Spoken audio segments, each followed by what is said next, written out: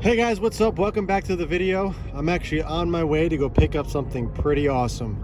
I kind of left a little bit of a hint in a previous video, but tonight is the night that I am going to go actually pick it up. It's brand new. I'm not going to tell you exactly what it is. I got to go drive about 40 minutes to go pick it up. I still need a few parts to come in order to install this. Once I get all the other parts in and everything, I'll do a review and unboxing of those and all that. But for now, I'm going to pick up the main piece, and this is something that I have wanted for as long as I can remember, for as long as I've been in the cars, ever since basically I've had my E46 M3. This has been a goal and a reach of mine to get this, and I'm really excited that I have the opportunity to be able to own one of these. So as you can see, I'm in the Outback. I needed the extra space to be able to pick up this special item. So yeah, I'm pretty excited. Really looking forward to getting this installed. With that being said, I'm at a red light, but I just want to keep driving. I'll update you guys in a bit. All right, guys, back from picking up the secret that I was just talking about earlier in the video. Like I said, this was a buddy of mine. He had one of these up for grabs, and I was like, you know what? I'm gonna do it. If I want to do this car right, I want to make sure I'm doing everything that I want and I'm not sacrificing. So, without further ado, I picked up a Recaro Sportster GT. If you guys don't know, these are like the seats to get. Probably the best daily driver seats. Recaro is a very well-known brand, and I'll go over in a little bit just exactly why I chose these and why I wanted these so much. This is something that I wanted for an extremely long time. The Recaro Sportster CSs, they're a little bit different. I'll go over the differences, but the CSs have been like the original style of the seat that many manufacturers have used in their own cars from the factory. And this is where it starts. Recaro, it's just one of those brands that you just always want to have in your car.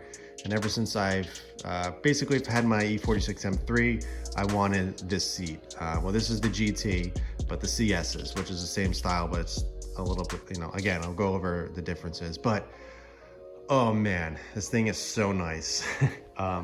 This is actually cloth in the center, but the side is actually real leather. You can go for the cheaper route, or I shouldn't say cheaper, but the lesser expensive route, which is just, it's like a fake leather.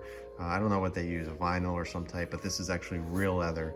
So they are pretty darn pricey, but man, they just so awesome. They feel so nice. They fit me perfectly. I'm a size 32-inch waist. They can fit up probably up to like a 36 comfortably, maybe a 38. I don't know, but I mean, they are a slimmer seat, but they are absolutely perfect. Like earlier in the video, I mentioned I'm still waiting on, I got to get the floor brackets, and that's about it. Oh, I do have to get the resistor for the airbag, so the light's not on the dash. But other than that, those are coming in, I will be able to get this seat in. Now, you only notice that I only got one, and there's a good reason for that. The main reason for that is because these are extremely expensive. And another reason is my buddy only bought one, and he was only going to use it in his Porsche, and he was only going to, basically use this as a driver's seat. So my logic behind it was, I want to test it out. I want to make sure this is everything that I want. I don't want to just go and buy, $4,000 worth of seats if I'm not happy with them. So he gave this to me for a really good deal, and I was like, you know what? Let me try it out. Let me just snag one of them and see what I think. And then if I really do like it, I'll get a passenger side one. But, all in all, my OCD might kick in, and I might just want to get another one just for the, the cleanliness of it and just having everything exactly the same. But, like I said, for the price point of these things, I'm okay with just running one for now. Mainly, I'm going to be the one driving, so the passenger, it's not going to really benefit other than just to, be even and look good inside the car.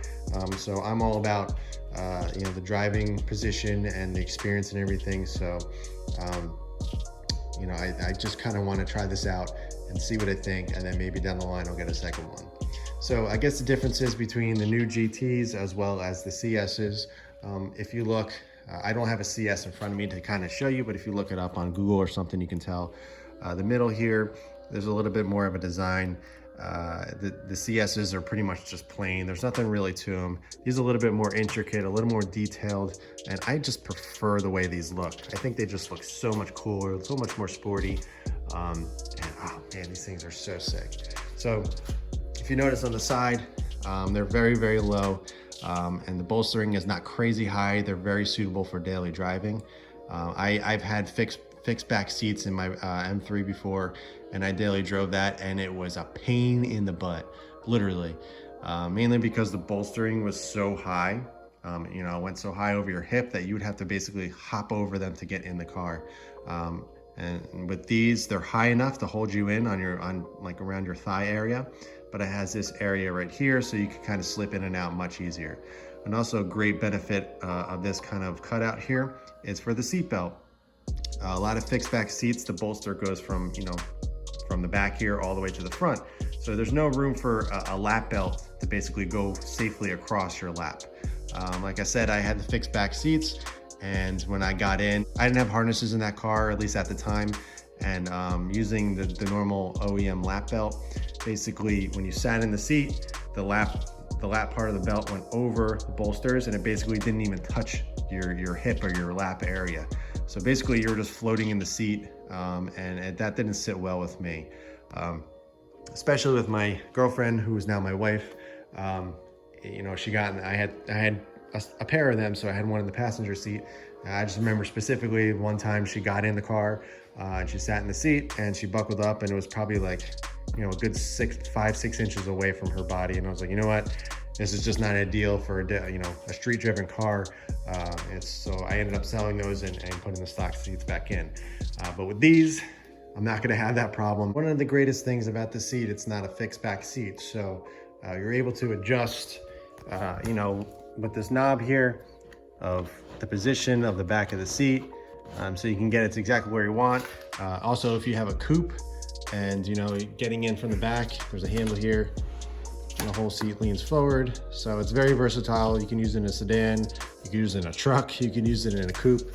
There's a lot of different options, but it really is versatile. So basically any car that I possibly will get, I'll be putting this seat in. So that is a huge, huge plus. You know, fixed back seats are only good for the racetrack, basically. Some, you know, for project cars and stuff, they don't really drive a lot. You know, I get it, but for something that you drive every single day, like I do with this car, this is exactly what I needed. You know, I briefly looked into getting something cheaper, you know, like the Brom Racing or whatever it is.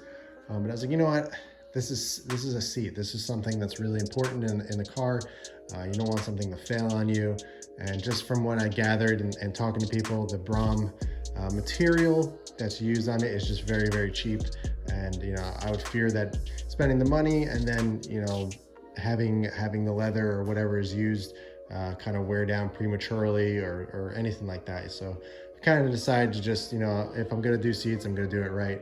And sure enough, kind of went all out. Whoops.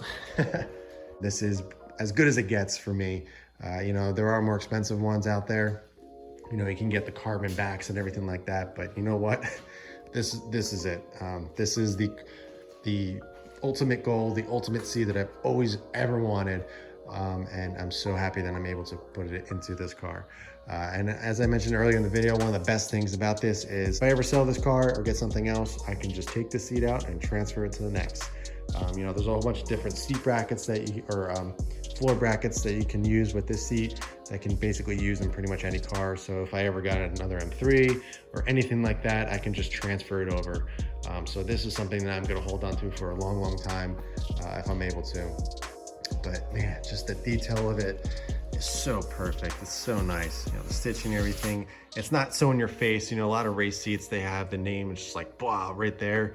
And this is just very subtle. It's more my style. And I think it's just gonna look perfect in this car. You know, obviously the two things that you're gonna give up are one, the heated seats, which actually you can get done in this. You know, you can get the heating pad and wire them up to do that if you really do miss it. You know, that's not really a huge deal for me. I'm not that upset about that. mainly because, you know, it's a cloth middle, and, you know, heated seats are a luxury, and it's something that you don't necessarily need. The second thing that I was kind of iffy on is I am taking away an airbag, because in these cars, the airbag is in the seat on the side. So that's, you know, I guess the only sketchy part about it. But, you know, you do have your curtain above the window, and you also have your airbag obviously in the steering wheel. Hopefully that, you know, obviously it won't have to come to that, but that is something to take into consideration, obviously, because, you know, you are removing an airbag from one side of the car, or both sides, depending on how many seats you're doing. So that, you know, you really have to think about that. For me, I don't do much highway driving. I don't track the car at all. It's all back roads and everything. I understand things can happen very quickly, but, you know, I'm not a crazy driver, and I'm not, you know, the roads I drive in there's not a lot of traffic, there's not a lot of people or anything like that. So I'm not too crazy worried about it. But if it bothers me too much, I can always just end up, you know, selling these off and putting the stock seats back in, and I'm keeping my stock seats.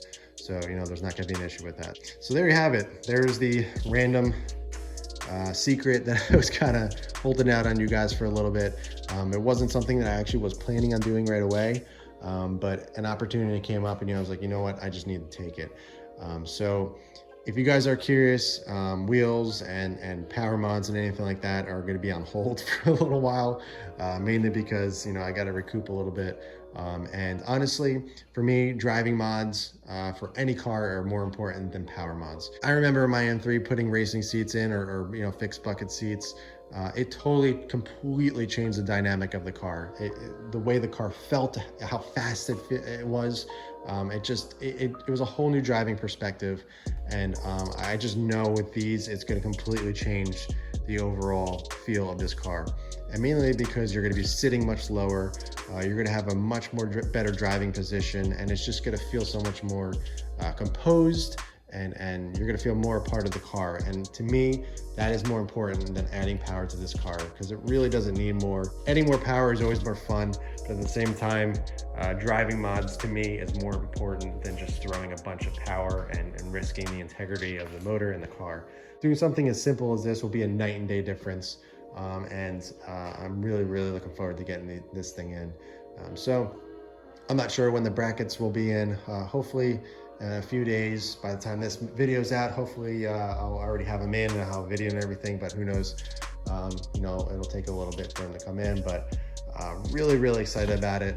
Thank you guys for all the support and everything. It really means a lot. So be sure to keep liking the videos and everything, and subscribing, because you know, it's you know, a pretty cool thing to see this channel grow. And I'm happy that I'm able to kind of provide you guys with some cool content, and kind of, you know I was in a position before where I was watching all these other people mod their cars, and I was just like, oh, how are they doing that? And I want to do that and everything. So I feel fortunate enough to be able to do this right now. And it's pretty cool that I'm able to share my journey, my ownership, and just, you know, my thoughts and everything throughout this whole thing. That's it for this video. Obviously, it's not going to be an install one for tonight, because I don't have the brackets yet, but I will be doing a full video on how to install it, and how you know, just what I think, and going for a drive and everything, and just giving you all my thoughts and reviews, and just overall experience with my dream seat. So thanks for tuning in, guys. I do appreciate it. Thanks for watching my videos. Be sure to hit that like button. It helps more than you know it. If you guys are interested in my videos, be sure to subscribe and hit that bell notification. That really does help as well, because it lets you know when I put out a new video. But yeah, that's it for this video. Thanks for tuning in, guys, and I'll catch you in the next one.